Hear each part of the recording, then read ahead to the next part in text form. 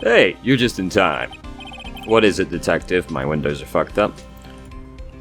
No, stop what you're doing. Stop that. Jesus Christ. What is it, Detective Gumshoe? The lab got back to me about that newspaper you gave me. You must mean the sports paper with the memo scribbled on it. So, what did they say? Did the analysis turn up anything? They said the doodle was written by the victim, Glenn Elg. No doubt about it. I expected as much. The victim took the paper with him to the restaurant the day of the murder. That's our best interpretation of the facts at the moment. MC Bomber. I get the feeling I've heard that name somewhere before. Oh, well, I guess it'll come back to me. Don't forget to report back to me with whatever you find in the restaurant, okay, pal? Since when did I start taking orders from Gumshoe? Although, I get the feeling there's something I need to show him. Hey, you wanna check this out for me? You got one of those aroma bottles too, huh? Only this one doesn't smell. Huh? I don't get you. This was mixed with all the other aromatherapy bottles, but it's not the same. It doesn't even look the same. Wouldn't you agree? A cologne bottle that doesn't smell, huh? Smells like a skunk to me, pal. Mind let me borrow that bottle for a while? I want to send it to the lab for analysis. The victim was poisoned, so the contents of this bottle are pretty important. I had a hunch there was something funny about that, chef. You suspect John Armstrong? I got that guy's number. I know what his secret is. That must be the same secret Gumshoe was talking about before. I guess I'd better fill you in on the details.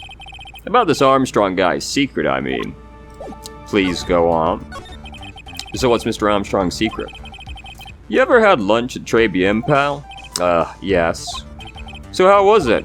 To put it nicely, it was inedible. Hey, don't worry about being nice around me, pal. You and I both know the reason that place is so empty is because of the food. I mean, the place is clean, and he's got a girl like Maggie as his waitress, so... Yeah, I guess it's probably the food. The real scoop on the guy is he's up to his ears in debt. Really? How much does he owe? This is a copy of his loan contract. He's about $500,000 in the red. $500,000? Are we talking dollars? Yeah. Hey, if it was sterling, he'd really be in trouble. Sorry, that figure just took me by surprise. Yeah, this case is full of surprises. And I'd be willing to bet that that chef's got something to do with most of them. That's my hunch. Fantastic. Thank you for your input. Can I go and speak to Jean now? Is he in the kitchen? Fuck. God damn it. Now what am I doing? Alright, now that I have this back... Take a look at this. What is it? It's a newspaper I found behind the magazine rack at Tribulations. So, what of it? This was the only paper there, and it's dated more than 1 month ago. Whoa, what? See what I'm getting at here? That restaurant doesn't get newspapers. This is just one that a customer happened to leave behind. Oh. Tell me, why are you so determined to hide the truth? I'm not hiding anything. I'm gonna have to put this guy out of his misery. Listen, the real reason why you go to Tribulations so much is... the maids. So I probably present Maggie. The maids, the waitresses. What are you asking me about that girl for? She was the waitress at Tribulations. Oh. Therefore, the answer to the mystery of why an old man would drink expensive coffee at a terrible restaurant is the waitress. Oh. But I don't recognize that face. And you are probably telling the truth here. Because you weren't looking at the girl's face. But at her outfit. Yes, sure, definitely the outfit. Nothing else. That's the truth, isn't it? You became a regular at the restaurant because the waitress's uniform. That uniform is all you can think about, isn't it? Oh, I can't take it. To you, that waitress was your... Enough, please. No more. Stop saying that word. Stop saying waitress. Stop it. Disgusting. He doesn't even have a good fetish.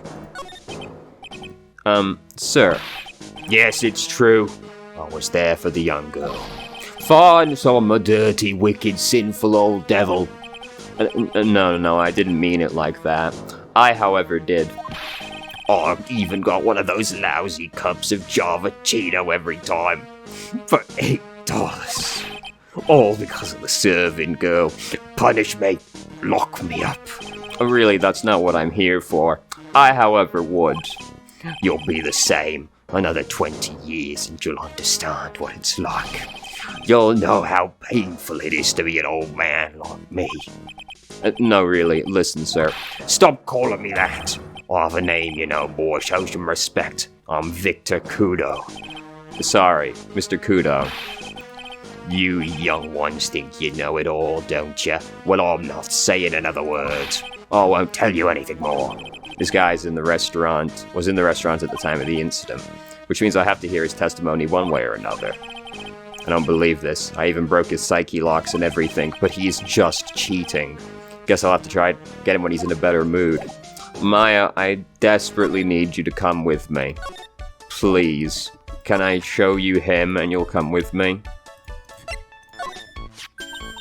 Oh, it's that old man. Is he still feeding the pigeons? Yeah, he's fed. He fed me as well. Don't say it like that. I got a bunch of those seeds in my eyes. Oh, ouch. Hey, Maya, would you mind coming with me for a while? Huh? Me? Why? There's something I really want to ask that old man. Sure, okay, I'll just get changed. No. Hang on. Can you go like that? I promise I'm not the weird one. I guess? Sir. You again. Well. I see. Nick, his eyes are burning into me. It's okay, I think it's going pretty well. Cool. Huh? You're still just a little child. Run along and play on the slide, alright? Play on the slide? Yeah, we were so close, just a little more and he would have spilled. At least, he's not as bad as he could be, but, you know. Pigeon, car. How can we crack this guy? Excuse me please, sir. Quiet, can't you see I'm feeding the pigeon? Mia? Well, she did in fact just transform right in front of your eyes. If you don't mind, sir, I'd really love to talk with you. Yes. Of course, certainly. I'm Victor Kudo. Even from beyond the grave, wow. About the incident. You mean the man who died after drinking the Javachino? It's like he's a different person. It was quite a shock, even for me. He was a strange-looking boy. The girl took the Javachino over to him, you see. And? Was the customer alone? Definitely, he was the only person at the table. Then he took one sip of his Javachino and he said something like, "Ugh," and then collapsed, dead. Oh, how terrifying. Oh, you're so good at listening, aren't you? I'll tell you anything, whatever you want to know. What a simp. He certainly seems to be telling the truth now. But it looks like Mr. Kudo didn't see this other man either. Do you like the food, Travian? Well, of course, I'm really quite a sophisticated man. I was a young businessman once, you know. I set up a casino in London. Really? How interesting. Eating the food at that restaurant really takes me back to my days in France. What a lovely story. London's in England, not France. Oh yes, France is wonderful. I'd love to show you around the city sometime. It's too much, I can't take it. I want France. I can't believe Mia's laughing at the guy. You visit Travian a lot, don't you? Of course, I mean, yes.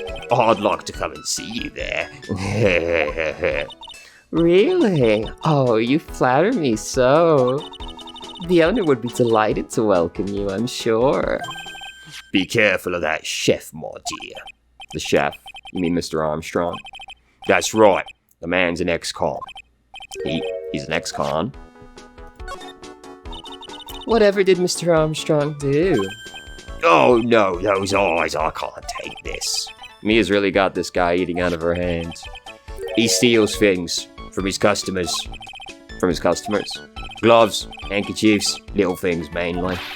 He's a pilferer, so you be careful round him, my dear. Are you sure about this? Of course, he was arrested for it once. I was there when it happened, having my Java Chino.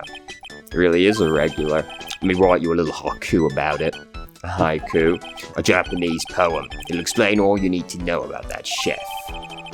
Wow, thank you for giving something I can present to him. I didn't actually read the haiku, what did it say? There we go. Convicted before, a wicked man or woman, repeat offender.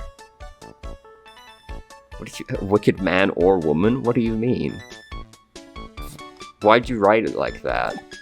If it's not too expensive, I'll buy you a replacement. Poor guy, he couldn't do enough for Mia. Okay, Phoenix. That's about as much as I can do to help. Thanks, Mia. We got some really important information thanks to you. Honestly, I can't believe Maya called me for something like this. Well, anyway. I guess it's about time to wrap up today's investigation. Had enough of being a waitress? Yeah, plus no one came to the restaurant. Oh la la, Mademoiselle Maya. Non, can you leave me like this? How can you leave me like this? I'm sorry. That reminds me. Mr. Armstrong had a psyche lock or 3, didn't he? I'm gonna have to break those. Mr. Armstrong, I hope you don't mind, but I'd like to have another word with you. Volunteers, of course. Is there anything new here? Okay.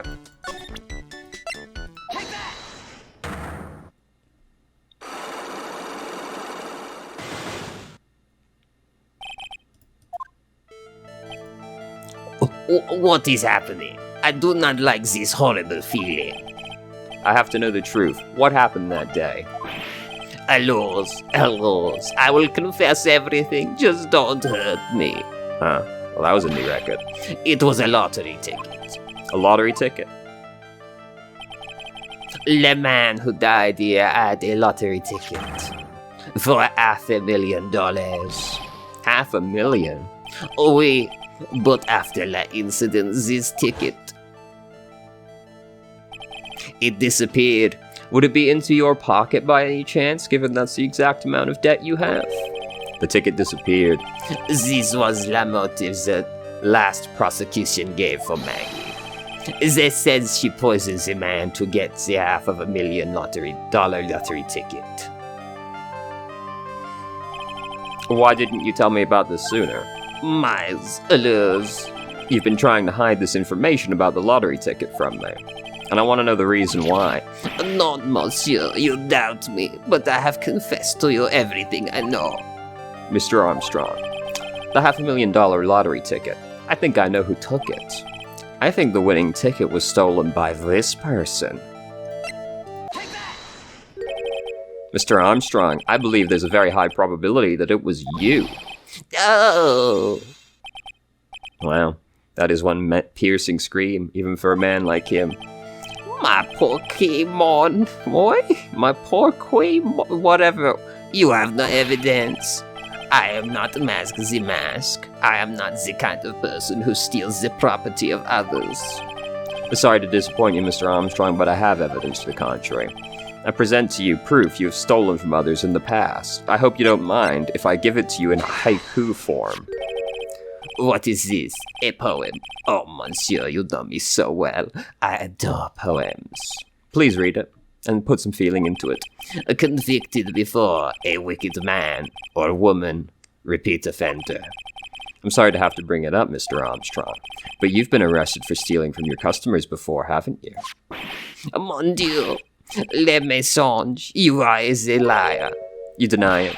Do not make the false accusations. S'il vous plaît? Do you have any proof? Proof? I want to see la incontestable proof that I have ever stolen from one of my customers. Well, not that. Well, but this was the proof. Oh no! Of course, you stole from me. Of course. It seems old habits die hard, Mr. Armstrong. What is that? This is my Magatama, and I found it in your kitchen. No. Wow, that scream just about broke some windows. Oui. I have a weakness for little trinkets and le figurines. My hand, it just slips out. I cannot stop it. You've stolen handkerchiefs, gloves, and other things from your customers, right? Oui, it is la truth. I am just a timid little girl inside, monsieur. A timid little girl. Besides, this time it was not a small trinket, oui. It was $500,000. My, mon, why would I steal it? I have no need for such money. Oh, really? You don't need a reason to want that much money. You could just want that much money. Oh, monsieur, what is it? Isn't it true you're in some pretty serious trouble? And that you're in desperate need of a large amount of cash? This restaurant's deep in the red, isn't it?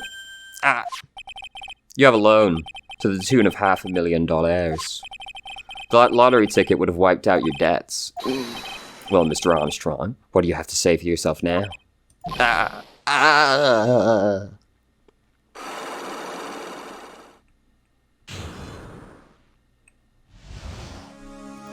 Now, Mr. Armstrong, you said the victim had a winning lottery ticket for $500,000. How did you know he had something like that in the first place? The man, he was listening to the radio with his earpiece. Maggie said something about that too. The winning number was announced on the news, I think. All of a sudden, he exploded. Yes, $500,000, he shouted. And the ticket? Oui, he had all of his tickets spread out on the table. I was so desperately in need of money, so I put the poison in his coffee? No, oh no, you naughty man. I simply helped myself to one of his tickets. What? The victim collapsed and Maggie passed out. I thought to myself, pourquoi pas? He had so many of them. Yeah, but only one of them was the winning ticket, right? How could you do that? Did you get the right ticket, by the way? Because it was being read out in an earpiece. Surely you didn't actually know what the number was read out, that what got read out. How could you do that, Mr. Armstrong? Maggie was arrested because of you. No, this is not true. I did not take it. The ticket for $500,000, I mean. But you just told us you did. You said you took a ticket. My filet, it was not. That's enough. Huh? Mr. Godo. What in the heck are you doing here? Yeah. This is without a doubt the worst coffee I've ever tasted, Mr. Armstrong. He came in here for coffee. Does his craving for coffee know no bounds? Perhaps Mr. Armstrong stole one of the victim's ticket on the day in question. I am the airhead non, just a pretty little girl who everyone is laughing at. But in that case, Maggie shouldn't be the only one under suspicion. He had the wrong ticket. What? Mr. Armstrong made off with the winning ticket's pretty neighbor. So, the ticket he took was worthless? Not quite. He did win something. $1. You see, I am just a pretty face. Without my looks, I have nothing. So, what happened to the winning ticket then? The one that he had to the one he meant to steal? Indeed. What did happen to it? I don't like spoiling myself by watching trailers, so we'll just wait and see how the movie turns out tomorrow, won't we?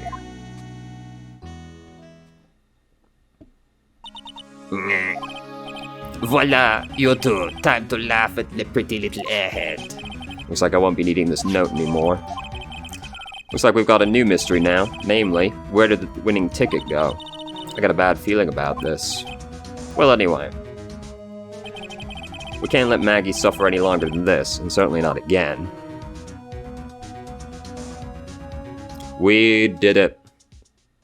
God damn, that was a long investigation.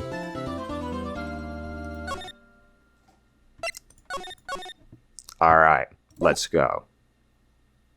Godo's so fucking hot, dude. God damn it. Oh, I see. I guess I should have expected this. Nobody saw the other guy, huh? But he was there when I took the coffee over, sir. Scout's honor. Maggie. Ah, Detective Gumshoe. Are you doing alright? How are you feeling?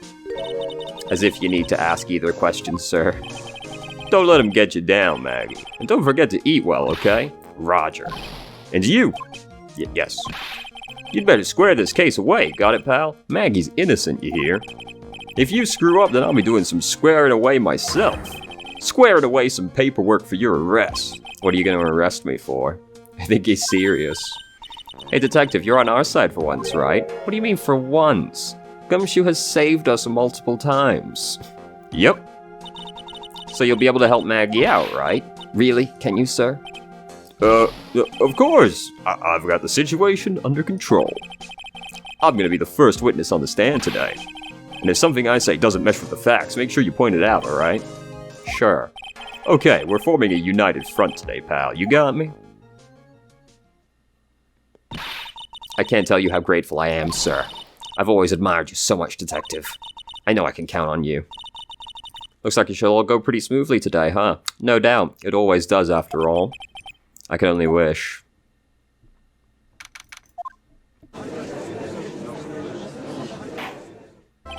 Court is now in session for the trial of Maggie Bird. The defense is ready, Your Honor.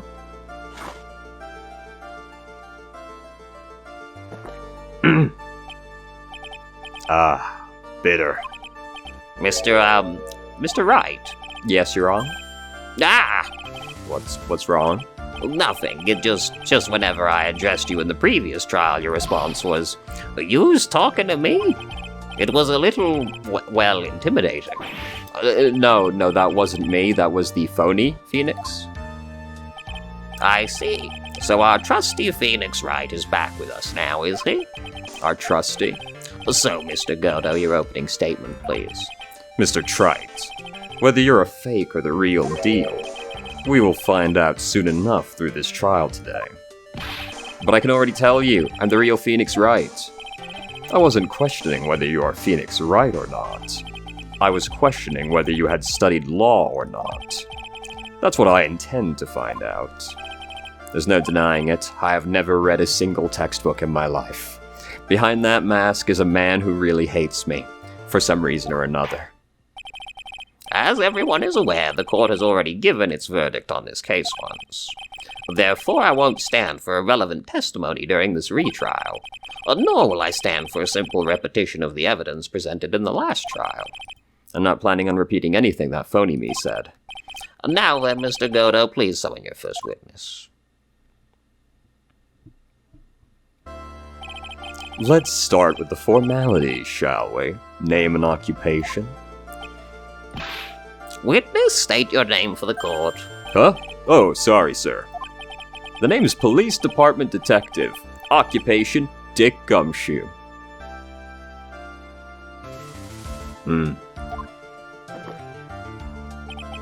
Other way around, Detective. Huh? Oh, sorry. Anyway, I'm the officer in charge of this case since yesterday, sir. Since yesterday? Yeah, the guy who was on the initial investigation is tied up with another case now. I hope Gumshoe's really got everything under control, for everyone's sake. I see. So, Detective Gumshoe, would you please outline the basic facts of the case? Yes, sir. The victim's name was Glenn Eld. He was a professional programmer. He was on the payroll of Blue Screens Inc., a local company. This is the victim's autopsy report. The court accepts this into evidence. Potassium cyanide poisoning, time of death was between 1:30 and 2:30. And here are the floor plans of the restaurant. When the incident took place, the victim was sitting right here. The poisoned coffee was brought over to him by the waitress? The waitress being the accused. Yeah. The victim died from poisoning almost immediately after he took a sip of the coffee. At the time of the incident, there were 2 other people in the restaurant. Mr. Jean Armstrong, the owner and chef, and a regular by the name of Mr. Victor Kuda. It still seems to be a very straightforward case to me. Come, detective, take up this hammer, and nail the defendant's coffin shut with your own 2 hands. Well, now then, Detective Gumshoe, let's have your testimony. Yes, sir. Nope, I've unplugged my headphones. There we go. When the incident took place, the victim was alone at the table, sir. We understand that the guy, Glenn Elk, was listening to the radio at the time. Traces of poison were found in his coffee cup. And what we found was potassium cyanide. That stuff really packs a punch. And, looks like Miss Bird might have had, well, some kind of motive.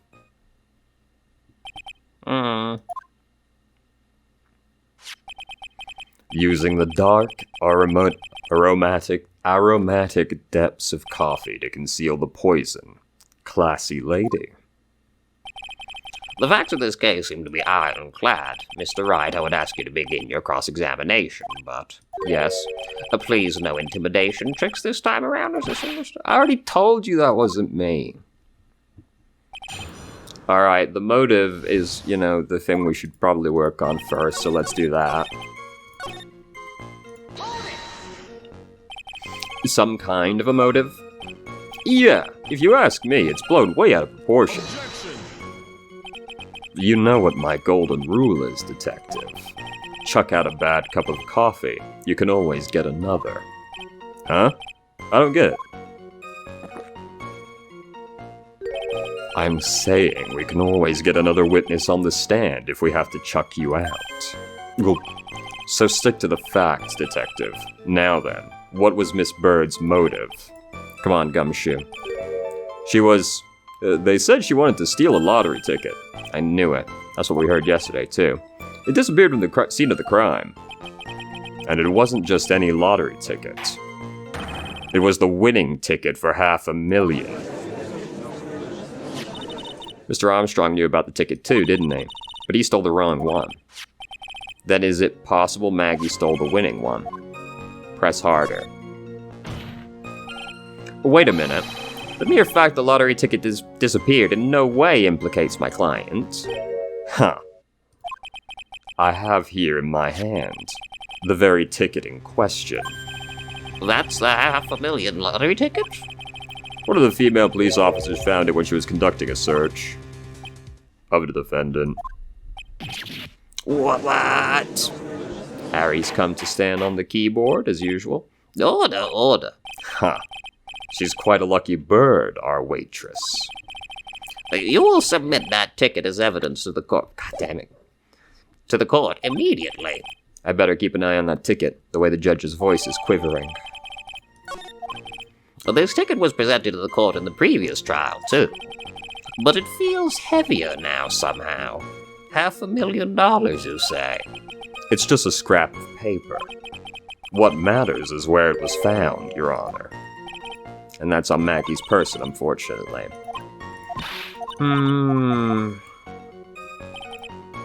Well, let's press on the rest. Can I stop you for just a minute? Huh? What is it? Did I say something that contradicts the evidence? He's so desperate for that to be true, he's practically crying. Your testimony just now doesn't match the testimony given by Miss Bird. She claims there was another man at the victim's table. Yeah, that's what she said. And What killer wouldn't say that when faced with a homicide conviction? Hey, sadly, her testimony isn't supported by the owner or the other customer. Isn't that right, Detective Gumshoe? Yeah, it's true. There are 2 testimonies tied up on that. They both said there was no other guy at the table. What should I do? Press harder. Well, maybe the other witnesses just missed him. Perhaps their view of the victim's table was obscured in some way. Ha! That argument is as weak as the coffee at Tribulations, Wright. I have here in my possession a ticket. A ticket? Looks more like a photo. Yes, a one-way ticket to Guiltyville. Population, the defendant. This is a photograph taken from near the entrance to the kitchen. This is the scene as witnessed by the chef, moments after the poisoning took place, correct? That was the judge saying that, not Godo. I think the court will agree that with such a clear view of the crime scene.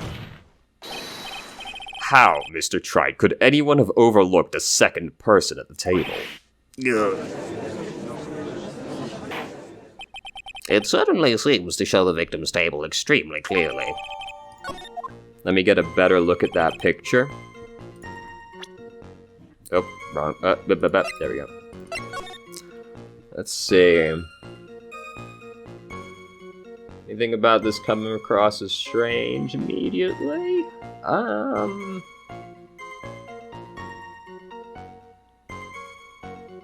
Not really. Nothing seems obviously out of place. This has 3 forks, and no, the knives might be on the other side. It's just, you know. These are 3 identical forks. They're not even different kinds of forks. He was listening to his radio, you say? Yeah, he had a portable radio in his chest pocket. Maggie told us that too, didn't she? Remember to stay hydrated?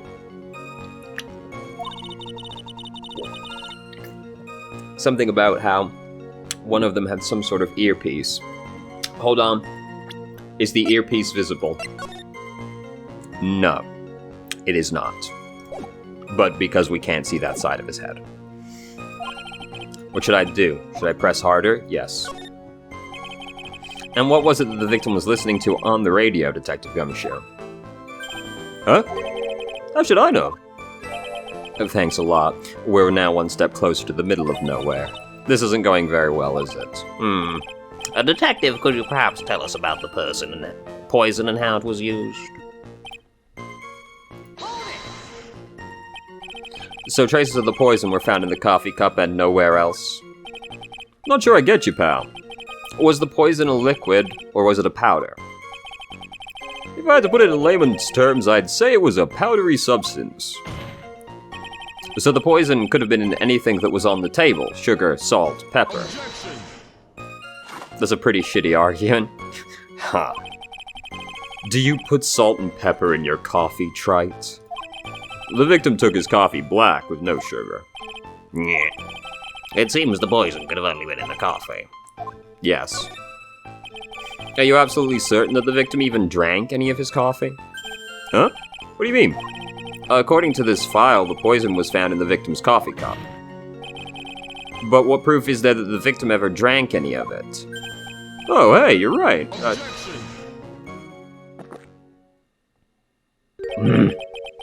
In case you were wondering, that last objection was for the detective there.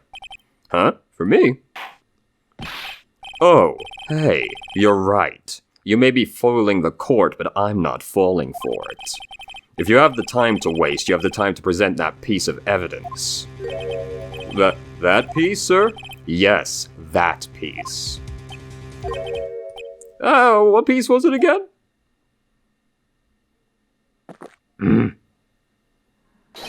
This.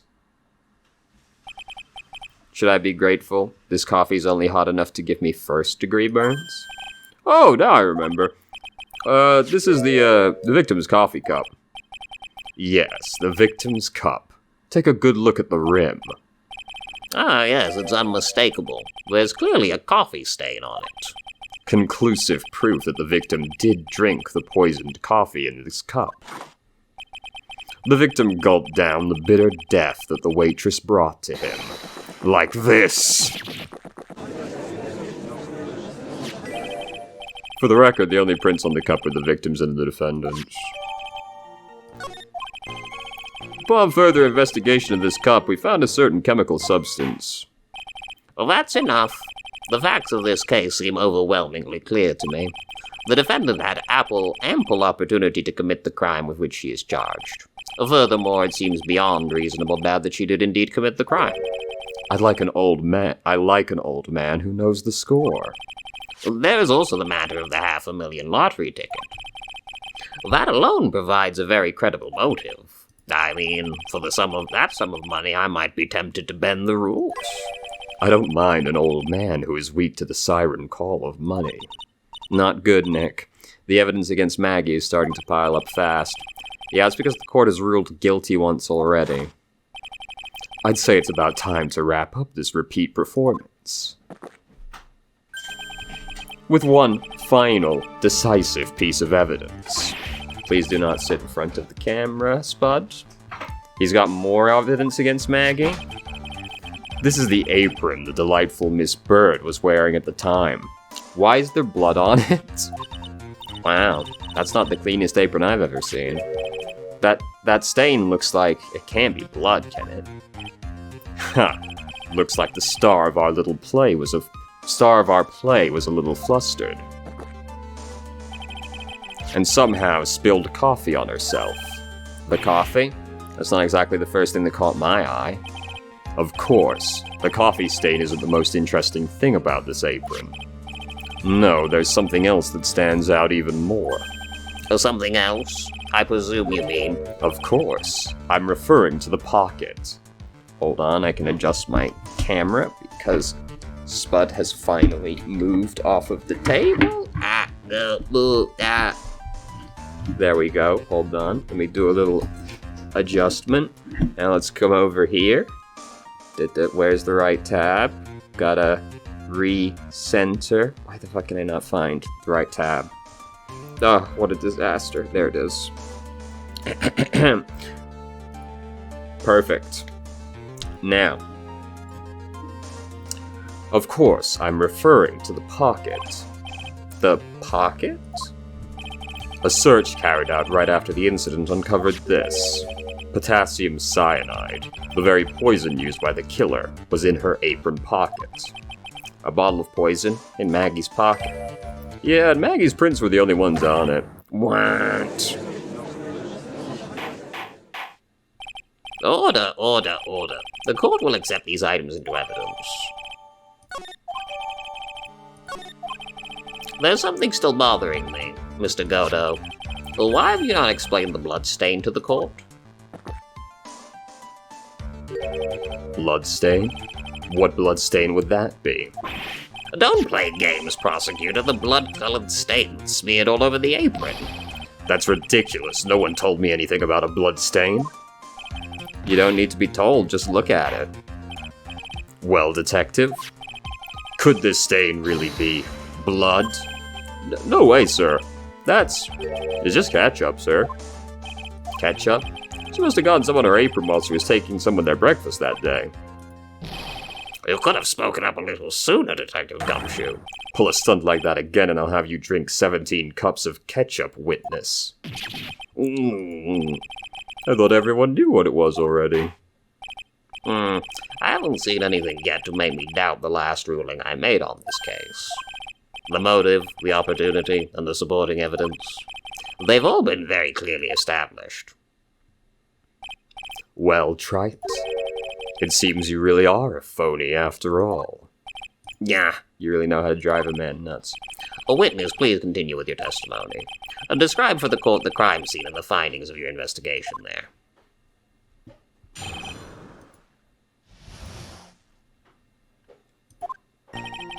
The crime was reported at 2:25 p.m. by a kinda scary old man.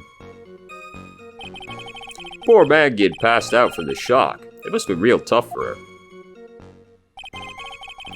The victim didn't have any identification on him, but we figured out who he was pretty quick, and then the investigation went smoothly. When Maggie was searched, we found the lottery tickets in the bottle of poison. And that was it. There was nothing else missing from the crime scene. Well, except for the thing I found at the crime scene. You identified the victim and secured your prime suspect. Very good. Last chance to convince the court you're a real lawyer, Trite. Don't count on any more cross-examinations after this one, so let the fun begin. Do I just slam the sports paper on that last statement?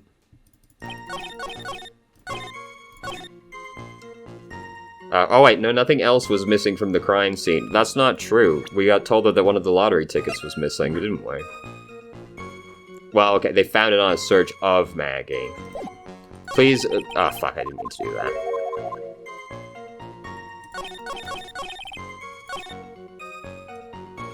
Wait, there's also the CD, right? Wasn't the CD gone? Yeah, this is all the ticket. Oh wait, no, is that the CD case? No, that looks like a ticket still. Anyway, go on. So the $500,000 lottery ticket and the poison were accounted for. I've unplugged my headphones again. Ah. Yeah. Interesting. It's true those two items are accounted for, but wasn't there another lottery ticket that was stolen that day? Oh yeah, the one the restaurant owner took. He won a whole $1 with it. What a lucky guy, huh? And they're just going to let him get away with it? It was just $1, detective. I guess no one cares when it's that little, except for Gumshoe. Okay. Let's just keep going. Let's just pass it on. Scary old man, Detective Gumshoe. There's an old man who's a regular at the restaurant where the incident happened. We're obviously talking about the same old man. Officers were dispatched right after the report came in, but the old guy was still made a fuss. What took you so long? Then he hurled abuse at them in seeds. Seeds. Huh. It was nothing. I caught each one with my teeth. Okay, dude. I guess not even the mighty Godo can avoid being attacked by that guy. The old man was the only other customer in the place at that time. He took his time finding a payphone, apparently, so he was late reporting the crime.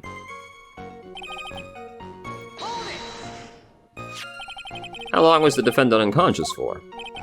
The officers got to the crime scene around 2:40. Maggie was still out cold in the kitchen at that time. Took another 10 minutes. Why was she out cold in the kitchen? Shouldn't she have passed out on the main floor? Took another 10 minutes or so before she came to. I would have liked to have been there on the scene myself. I bet you would have liked to have carried out the search, too. I would have loved to see Maggie asleep like that, all pretty and peaceful. You're a professional detective. Stop being a weirdo, not a professional bird watcher. It's funny because her name's Bird. Save the romantics for your own time, detective. All we need to know about is the investigation. Oops. Guess I'm pretty red right now, aren't I?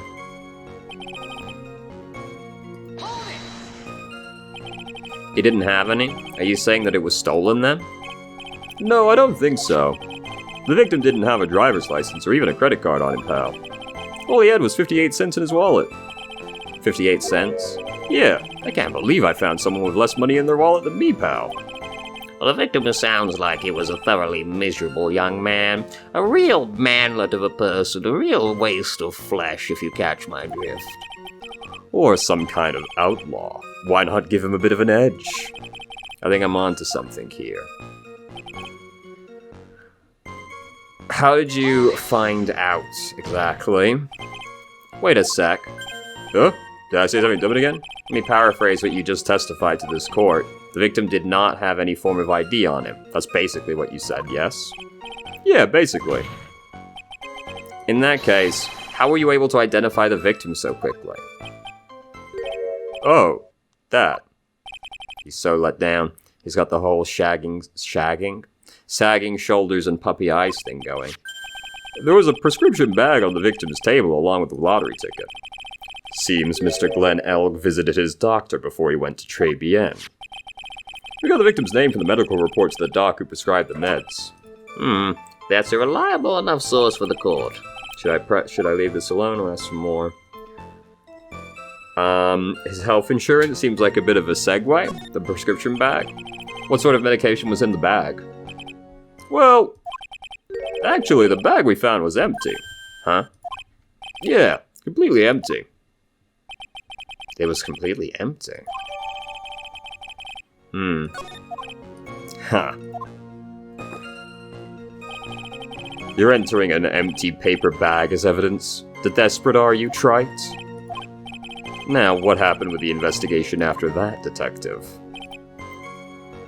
Well, so now it seems like the bag contradicts this, but let's press on the last statement just in case. But the defendant had been passed out for a while, correct? In that case, Isn't it possible someone planted the evidence in Maggie's pocket? Hey, yeah, you nailed it, pal. Happens to me all the time. We had a department party the other day, and when I got home, I was wearing the boss's shoes. How'd that happen?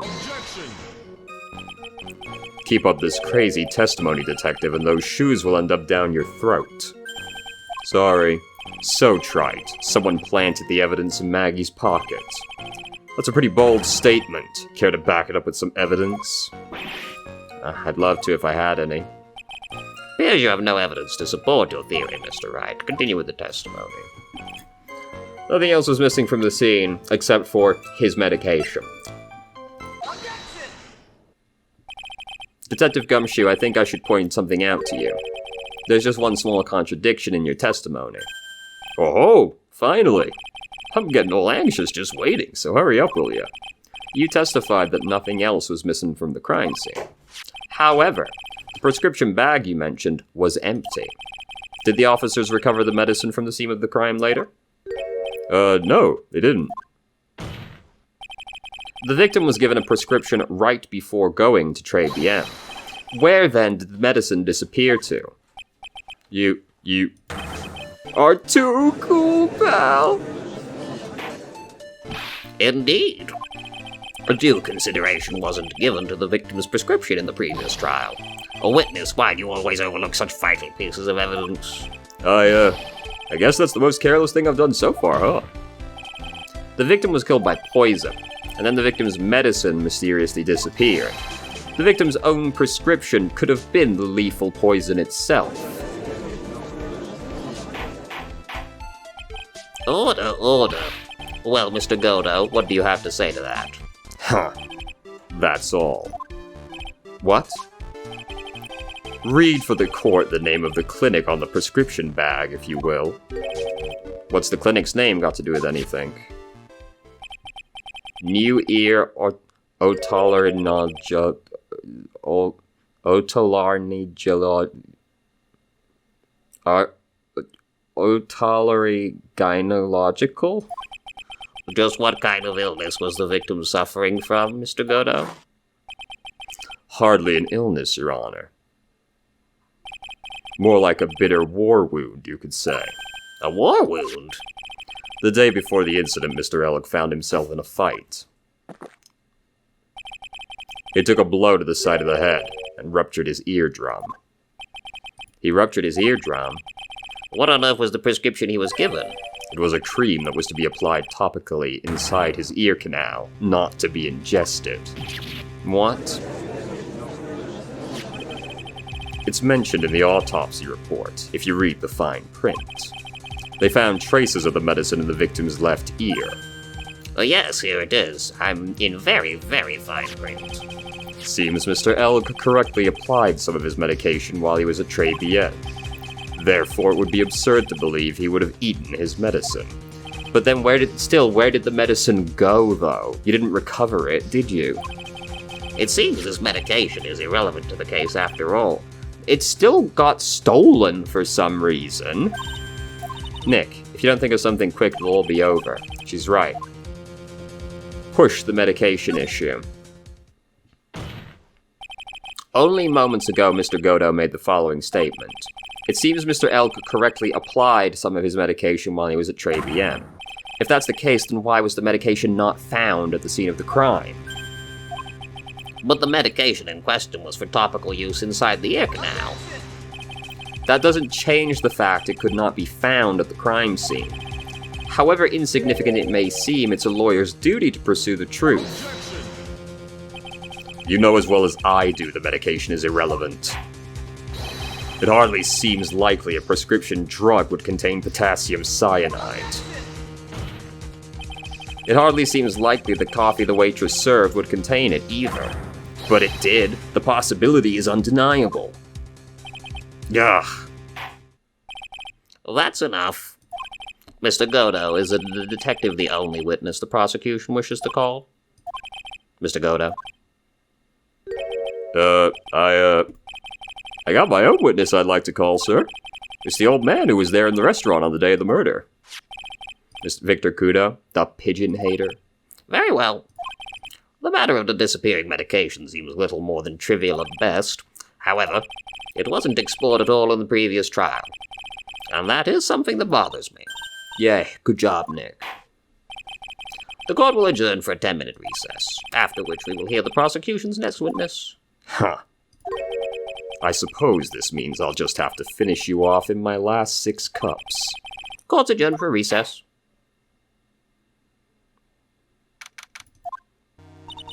Phew, that was close. Tell me about it. I nearly died in there. That's my line, sir. No, it's my line. I think I really did die a little bit. Looks like we all nearly died in there. Can't believe Detective Gumshoe. How could he betray us like that? Huh? He said he'd help me, but he totally set me up.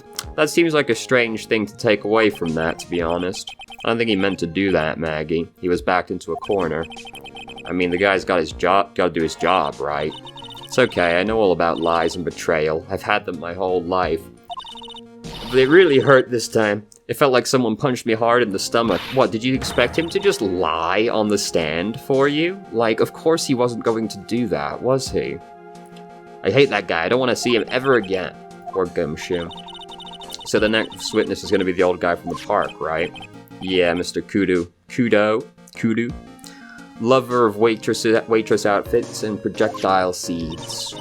I bet he's going to be really stubborn. I mean, he's pretty set in his ways, you know. Yeah, he's a big old grunge? Grunge? Just slightly off from anything I've ever heard. Are you going to be able to handle him, Nick? Yeah, I can take whatever he throws at me, even the never-ending bird seeds.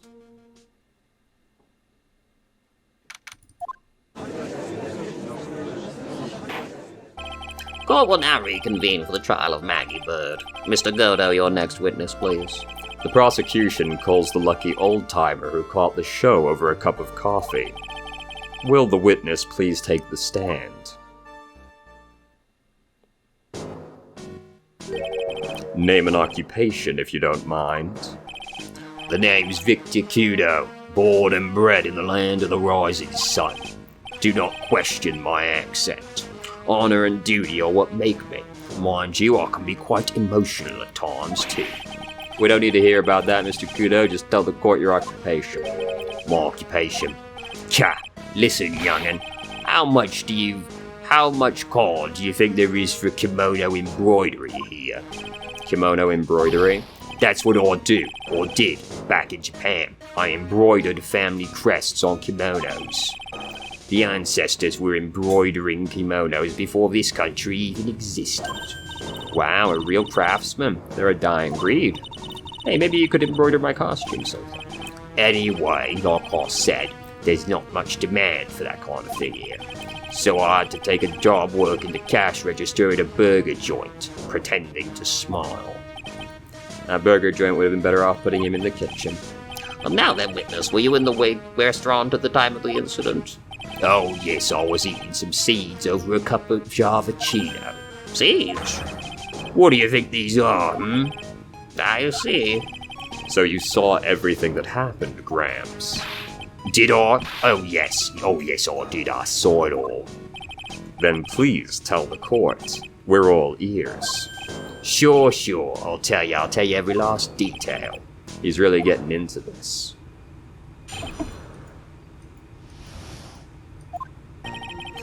The young man was reading the sports paper. The serving girl brought him a Jalvachino, but she put something in it. The man took a sip of it, like he was in terrible pain, then collapsed. That's the serving girl right there in the defendant's chair, I remember her well. Mr. Kudo, she is not a serving girl. Please refer to her as a waitress. Don't be weird. Sure, you're as bad as the rest of them. All these newfangled words. What's wrong with the old-fashioned ones? Newfangled? All this talk of radios and glasses. It's wireless and spectacles, I tell ya. Excuse me. Listen to me, everyone. Don't forget the old values. Don't let the good old days slip away. Oh, I think it's time to begin the cross-examination, Mr. Wright. Yes, Your Honor.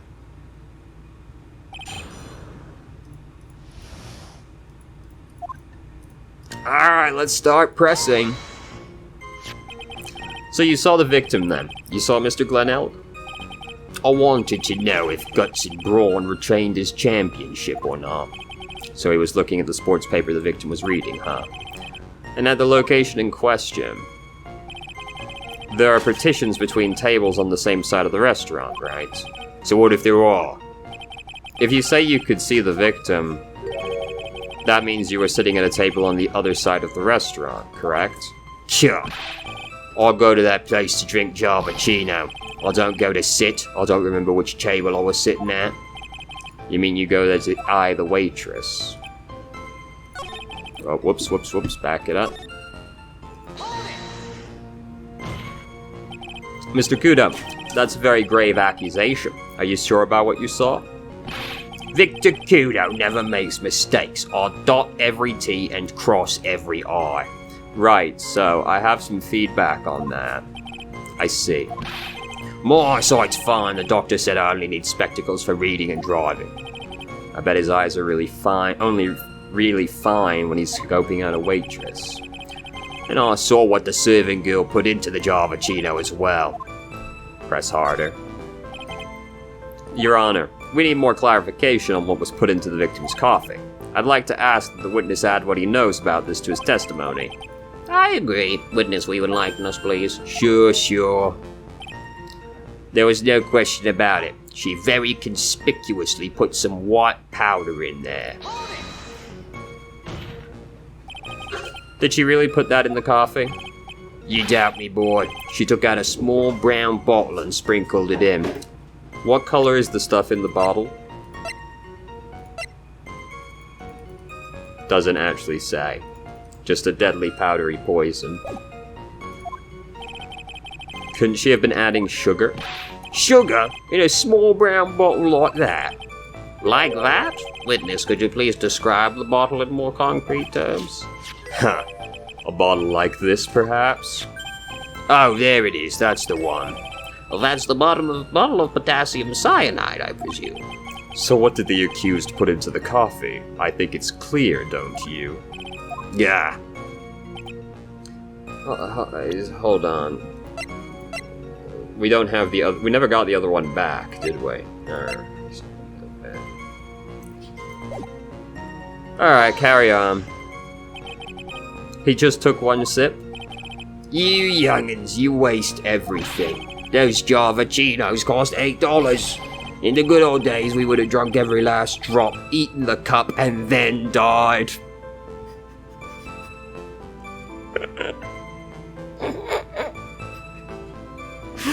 No, we use every part of the buffalo back where I came from. If you're a proper customer, you'd even eat the plate it came on, I swear. Unbelievable how you waste perfectly good porcelain. Congratulations, you've earned the title of battiest man to grace a courtroom. So it was an immediate death. Well, with potassium cyanide, I suppose that is possible. Oh yes, he slumped over without so much as a twitch. I felt the Javachino I just drank turn sour in my stomach. Oh yes, I know that feeling. And the waitress, I presume she is... You said I remember her well in reference to the waitress. Did she have any particular features you can identify her by? Particular features? It's a disgrace, that's what it is. Sorry? You can see all the way up to her... you know. She's practically naked in that uniform. So the particular feature you recognize about the waitress is her outfit. But anyone could wear such a uniform. Even me. Mr. Wright, please spare the court of any further mental anguish from that image. Don't get all excited, Nick. You gotta keep yourself together. I guess I got a bit carried away. The other things I recognize about it too. Press. I want you to say that the apron was clean. That would be fantastic news. Sure, you saw a waitress take the coffee over to the victim. But what matters is whether that waitress was Maggie Bird or not. Quite right. Mr. Kudo, these other features you recognize. I would ask you add them to your testimony. Sure. There was a ribbon in her hair and her apron straps were loose. Does she have a ribbon? Yes. And her apron straps were loose? Well, this doesn't really have straps, per se, but somehow I doubt that'll let me get away with that. You do seem to remember several details about her appearance, but what about the most critical detail of all? Her face. Tja, as if I wouldn't remember that. The witness noticed the straps on the accused apron. He's unlikely to make a mistake about her face. That's right. I can even tell you the color of the ribbon in her hair. It was red. Is that true? Yes? Color's hard. So you see, there's nothing wrong with the witness's eyesight. There's no doubt he remembers the waitress pretty well. Ask about the straps. Mr. Kudo, you seem especially interested in straps. If you catch my drift, why is that? What? The ribbon in her hair, the straps on her apron. What's the fascination? Fascination?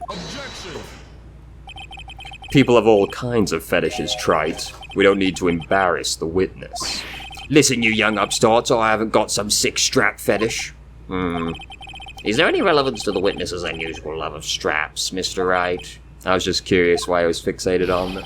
I said I haven't got a strap fetish. How many times do I have to repeat myself? Very well, please continue with your testimony, and make it strapless. We're going strapless, boys. Alright, I'll ask about the last one as well.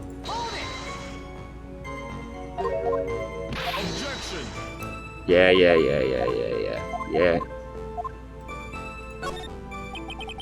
The identifying features you describe are all things you would see from the back. So what? Is it possible that you never saw the waitress from the front at all? Huh. He's got you there, Gramps. People normally talk about facial features when they're asked to describe someone. But this witness's testimony is nothing but straps and ribbons. This is harassment. I tell you, I'm not obsessed with straps or ribbons. I'm just telling you what I saw. Mr. Kudo, the court requests you add that detail about any identifying features. Features you observe from the front, that is, to your testimony. This old man's testimony is getting longer and longer, and if I don't find a hole in it even soon, it'll get even longer. There wasn't anything that caught my interest about her when I saw the front. Right, okay. But consider that the front is a mess. Mr. Kudo, I would like you to please take a look at this.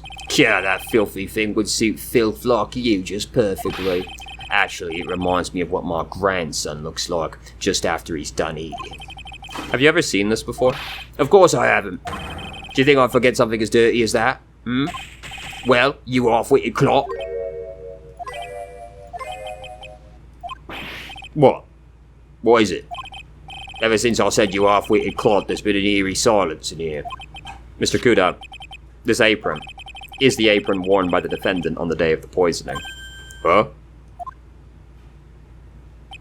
And as you just said yourself, you wouldn't forget something like this. Which means if you had really seen this apron before... Yes, you know what I'm getting at. You couldn't have possibly seen the waitress from the front. Oops. Which also means he has to have been... If he only saw her from the back, that means he couldn't have been sat here. He has to have been sat here or here, because then she'd walk past him. Well, more specifically, he has to have been there or there, back to the wall, otherwise he would have seen the front when she passed by. You can't just oops your way out of this. Ha. Well. Looks like we finally have a genuine trial on our hands. Listen, Trite, here are the facts. On the day of the incident, there was only one waitress in the restaurant. That being the defendant, Miss Maggie Bird. Exactly. And when that one waitress put the poison into the coffee cup, this old guy was watching. I hope you understand the gravity of the situation, Mr. Kudo. The fate of the defendant may rest on what you say you remember seeing. Just tell the court exactly what you saw, Gramps. You can rely on me, Captain. My noggin's in perfect working order. I can't remember a single occasion when I forgot what a burger a customer wanted. You can't remember? Probably more like you messed up so many times he's blocking it out. Alright, relax. That's usually how good your memory and attention is to detail. Tell us what you remember about the victim.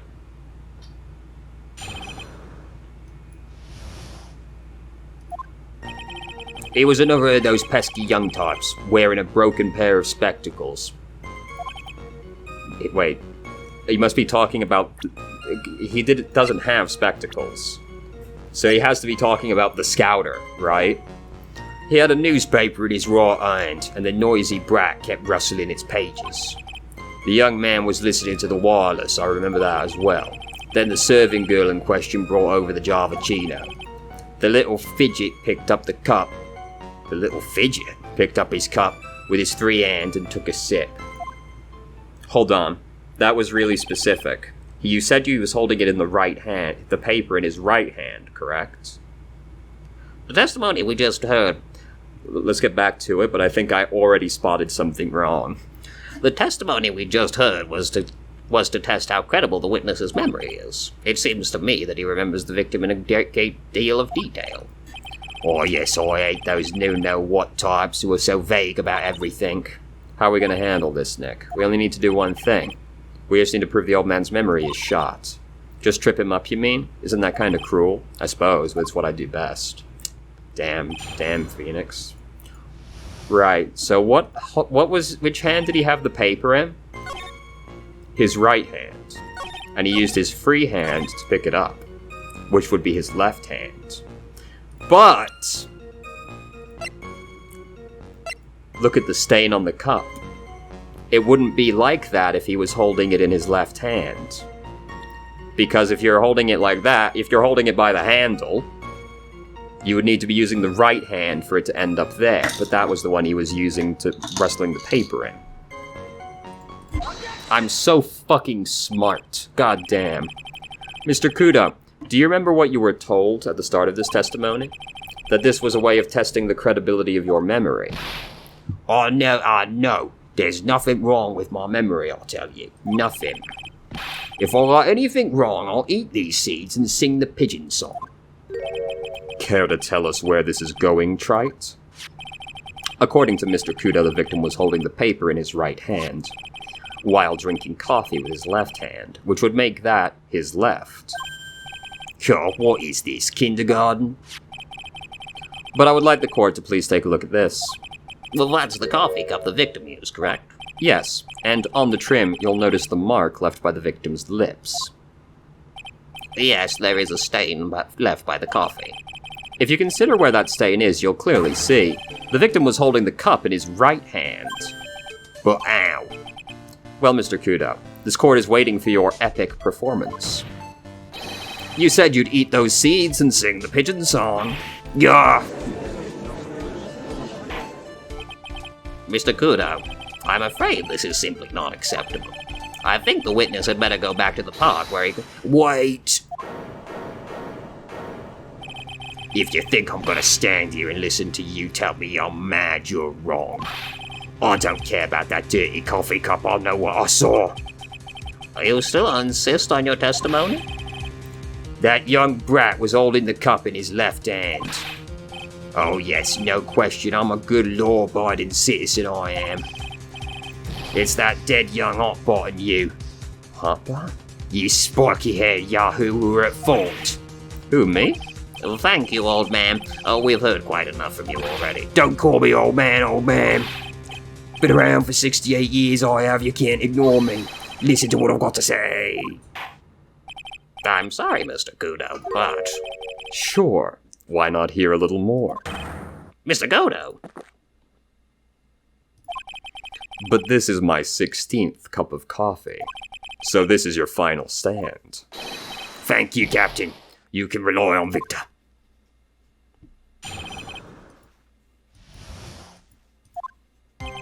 The boy was wearing the earpiece on the same side as the green lens of his specs. Okay, yeah. He kept fiddling with it all the time. He was fiddling with it just before he picked up the cup, too. And then he used the same hand to pick up the cup, his left hand. We know the victim was wearing an unusual monocle over his left eye. It wasn't a monocle, Your Honor. It was a small computer monitor often used by programmers. A monitor? You mean like a television screen? The inside of the lens is a screen that displays computer data. It's called a HMD. It's a common tool in the victim's line of work. HD TV, DVD, CD, all these newfangled letters drive me mad, but they don't matter. I know what I saw. I'm telling the truth. It's true. He doesn't seem to be lying. And those are the facts in good old black and white. So what we would need to do is prove that he had the thing on his other side, right?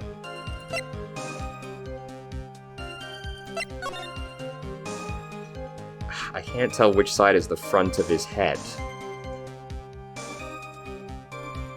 It looks like he's looking that way? This looks like the back of his hair. It's so hard to tell. This is maybe not the way to approach this. Hold on, does it say on the prescription which ear? No, that's unfortunate. Alright, let's just go. So the victim was wearing a HMD. HD TV, what does it matter? It was none of them actually, but anyway. And you're sure he was wearing the earpiece on the same side? No question. I could only see that side of his head from where I was sitting.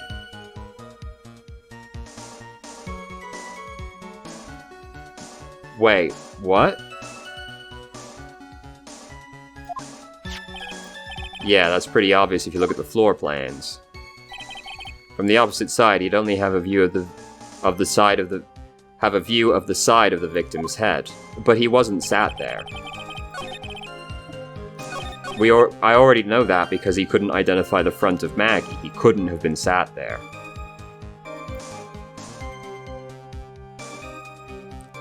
I kind of want to present the floor plans right here. So here's my argument, right? Which I don't think I can actually get away with yet, but not that. We know he wasn't sat there, where it was just indicated, because otherwise he would have seen the front of Maggie when she walked over from the kitchen. So he obviously wasn't sat there.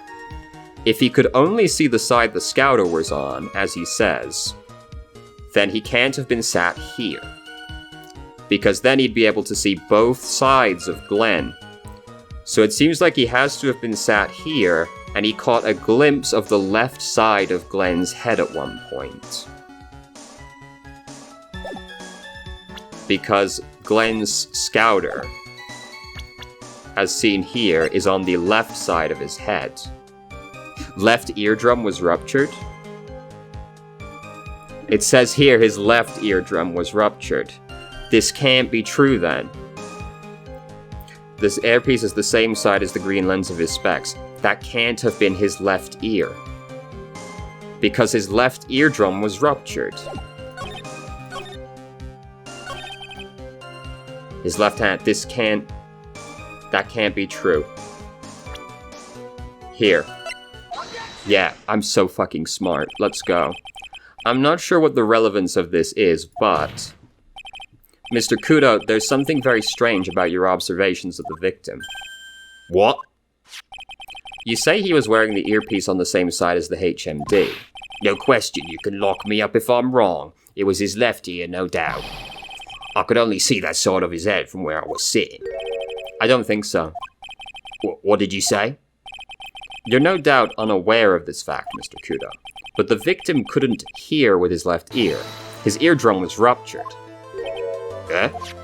That makes it even weirder, though, because he definitely wouldn't have been able to see...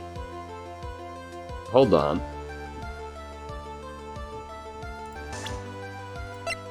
Let me follow through a train of thought here. So, if it was on his right ear, so he actually couldn't have been sat there and caught a glimpse of his left ear. Right? Because it was in his right ear, actually. Which means he has to have been sat here. Right? Because this is the only seat that has a line of sight to that. What does that really matter, though? Although...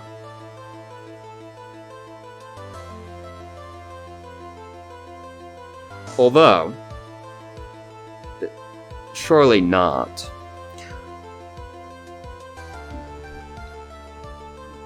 Also,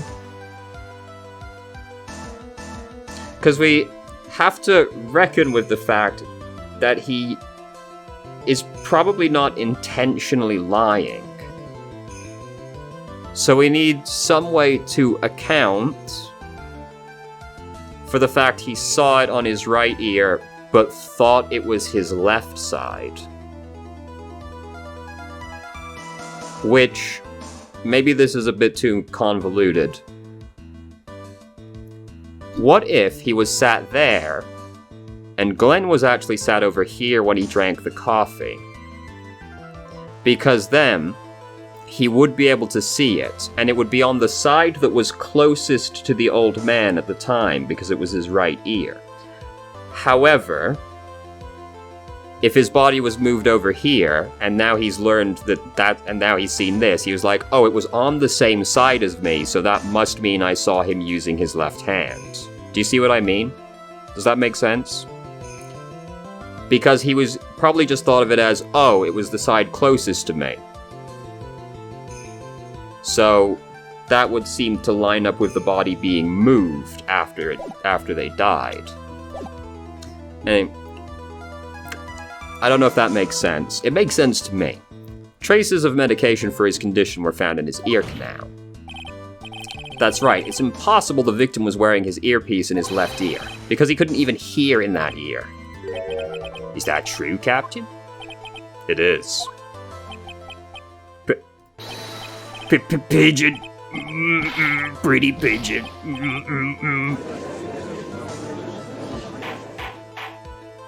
Order, order, order. This witness's testimony is completely unreliable. He only saw the waitress from behind, and he claims the victim was wearing an earpiece when we know his eardrum was ruptured. Well, Mr. Godo? Ah, a single drop of milk is all it takes to destroy the pure black magic in the cup.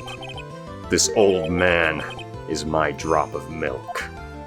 Captain, are you calling me a trip? Well, this is the victim's coffee cup in which the potassium cyanide was found. The mark on the rim clearly shows the victim picked it up with his right hand. I'll never back down, I know I'm right. The lad drank his Javachino with his left hand. Let me put you out of your misery. Clearly the victim used both hands. He took a sip of the coffee in his right cup held in his right hand, then switched to his left. That's what the old man saw. Impossible. The witness had already testified on numerous occasions the victim died immediately after taking just one sip. Which hand the victim used to pick up his cup is irrelevant, Your Honor. The facts still stand. With one hand or the other, Mr. Glenn Elk drank the poisoned coffee. Like this. Sadly, Mr. Godo, that doesn't wash. The point of this testimony was to establish whether the witness's memory is credible. And the results are clear. The testimony given by this witness is useless.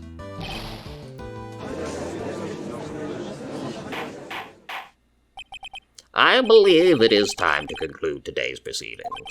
I am satisfied with the witnesses not deceiving the court, but to be frank, his testimony is a farce.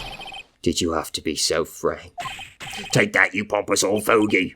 I'm sorry, Mr. Kudo. You can't reach me from there. I'm ordering the defense and prosecution to investigate this case further. That is all for now. Court is adjourned.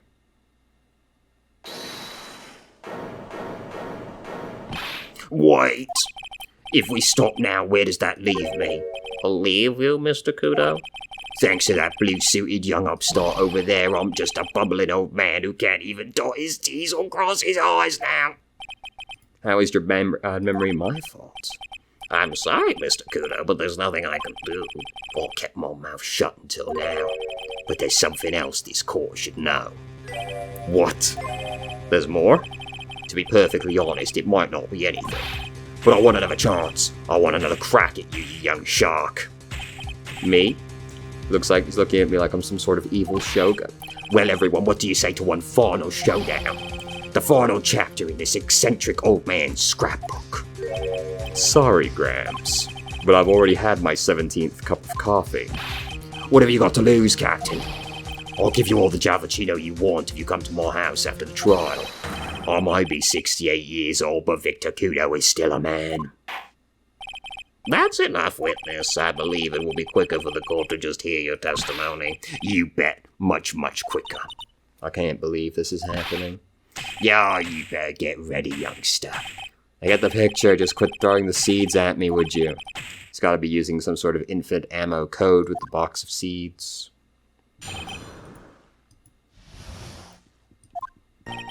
First of all, I want to stress this might be nothing. I'm not too sure of myself. The young boy slumped over the table as soon as he took one sip of his Javachino. Well, the clumsy idiot upset the vase. He knocked it right over. But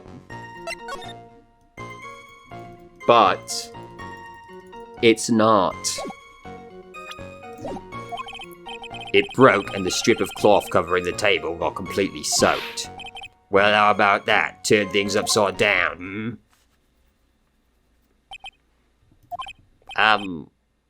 Is that all? Yes, that's all. I remember it perfectly. You're doubting me again? You're doubting a poor defenseless old man. No, we're not doubting you, Mr. Kudo. Don't you get the feeling there's a question hanging on everyone's lips, Nick? Yeah, so what? Probably. That's all I can think of, and I have to cross-examine the guy. You're a bird brain. That's why all you think. That's all you can think of. Very well, Mr. Wright, your final cross-examination. Right, I'm slamming the picture.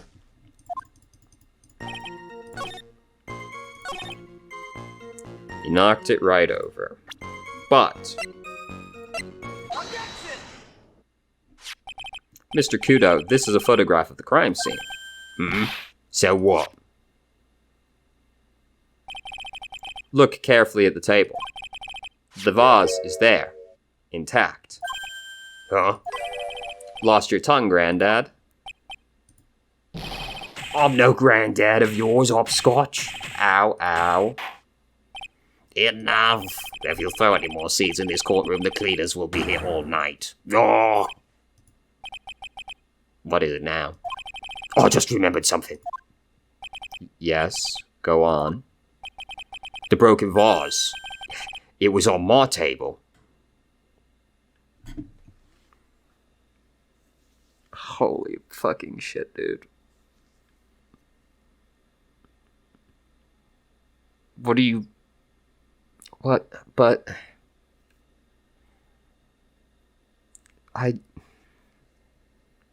So this was completely pointless then.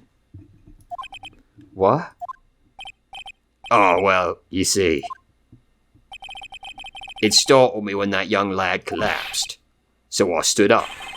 That must have been when it fell over. The vase on my table, I mean. Wait. Then that means he wasn't sat there either. Because the table directly behind it still has its vase intact. So we could now say he must have been here. Right? So that whole thing I went on about like this was a waste of time. Which isn't terribly surprising. So he must have been sat here because the one directly behind the vase was not broken. He couldn't have been sat over here, because then he would have seen the front of Maggie. So it must have been here. The vase on your table? Yes, it was on my table. And that's how my groin came to be completely soaked. Nice excuse. Dude, such drama.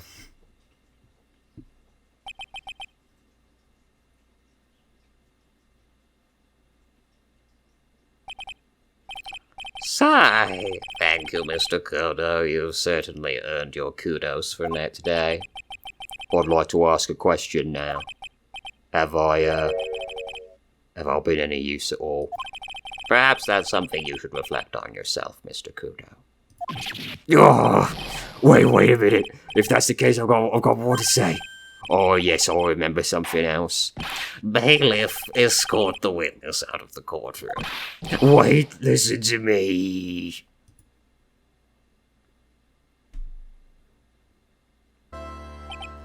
Well, we seem to have been considerably sidetracked, and I'm still not in a position to deliver a verdict. The defendant has not been positively identified as the waitress in question. Additionally, there are 2 disparities in the testimony we have heard this far. The mark on the coffee cup that was supposedly drank from the victim's that the victim supposedly drank from with his left hand, and the earpiece which was inserted into his left ear, out of which he couldn't hear. Wow, Nick, you did it. I therefore require both the defense and prosecution to further investigate the facts. Yes, Your Honor. There's one more thing before I call today's session to an end. One more thing, Your Honor? The witness we just heard from. He is most insistent that his testimony should be of use, so he summarized it accordingly into this statement. Okay. You may each have a copy of it if you wish. Whatever. The prosecution doesn't need props like that. Godo's really mad, huh? Yeah, I would be too. Very well. Here you are then, Mr. Wright. There are 3 copies. My own, yours, and Mr. Godo's. Yes, Your Honor. When the incident occurred, I broke the vase at my seat. I'm sorry. I'm sorry? This isn't a piece of testimony, more like a 5-year-old's apology. What the heck are we supposed to do with 3 copies? That's all. Court's adjourned. God fucking damn it, dude. Jesus Christ. That was ridiculous. Anyway,